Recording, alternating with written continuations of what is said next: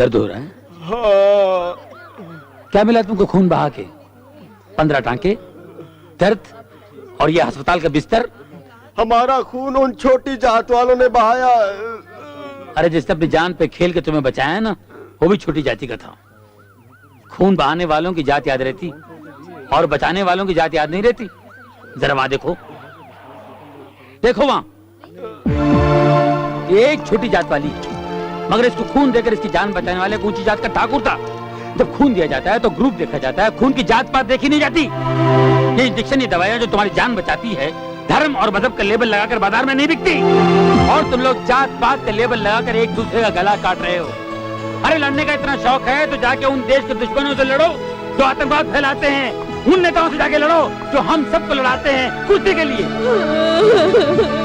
उस माँ को देखो, देखो अपने बेटे की लाश पर रो रही है, लेकिन वो माँ जिसके हम सब बेटे हैं, जिसको आजादी दिलाने के लिए हमारे पुरखों ने अपनी जानों की कुर्बानियां दी, वो धरती माँ चीख चीख के कह रही है, नहीं चाहिए ये आजादी, नहीं चाहिए ये आजादी, नहीं चाहिए ये आजादी, नहीं चाहिए।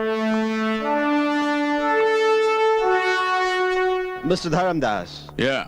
Mr. Dharamdas, I'll supply the arms you want. Come to me and take it, no problem. Thank you. Thank You're you. welcome. हम आपको हथियार देगा। Wonderful. Wonderful. Okay. जाइए नेताजी, कुछ माल पानी खिलाइए, जाइए।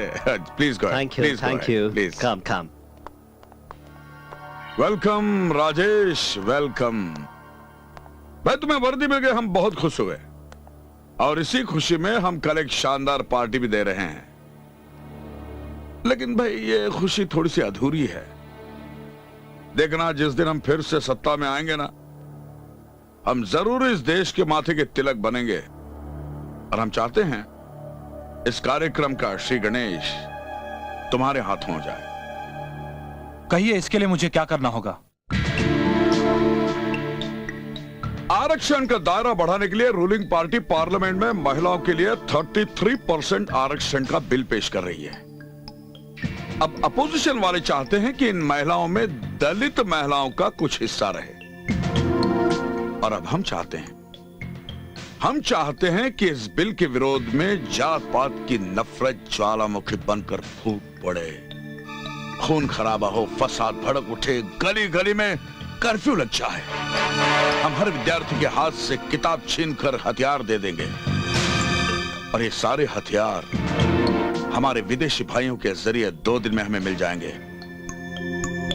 इन हथियारों को सीमा पार से देश के अंदर लाने का काम तुम्हारा होगा।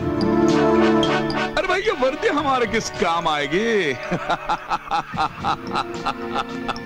और एक बार हथियार आ गए, इस फसाद का उद्घाटन हमारे पालतू गुंडे करेंगे। किसी का घर जलेगा, किसी की दुकान जलेगी, और इस देश में ऐसा आतंक फैलेगा कि रूलिंग पार्टी को खुद ही अपनी सत्ता छोड़ देनी पड़ेगी। करेक्ट। यानी महिलाओं के इस आरक्षण बिल में इस सत्ता को सती होना पड़ेगा। क्यों? यही चाहते हैं ना आप? लेकिन सर, आप दलित नेता हैं। अगर हंगामा हुआ तो इससे आपके लोगों को भी नुकसान हो सकता है।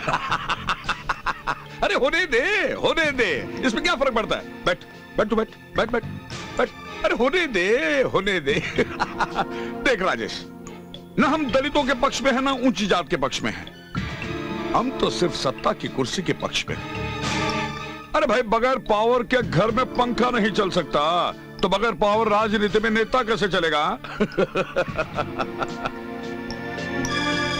सर, इतना खून तो देश की आजादी के लिए भी नहीं बहाया गया था, जितना आप एक सत्ता की कुर्सी के लिए नौजवानों का बहा देना चाहते हैं। देखो राजेश, ये नौजवानों की खून की चिंता और देश की सुरक्षा का डर हमारे इरादों को कमजोर नहीं बना सकता।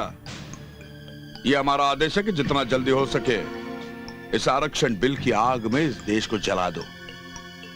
अरे जैसे हम सत्ता में आएंगे उसे बुझाने का नाटक करेंगे। अरे इसे कहते हैं राजनीति के दांव पेच, तुम नहीं समझोगे। जाओ राजेश, जाओ, आज तुम्हारी परीक्षा का समय आ गया है, जाओ। ठीक है सर, मैं आपके आदेश का पालन करूंगा। जय हिंद।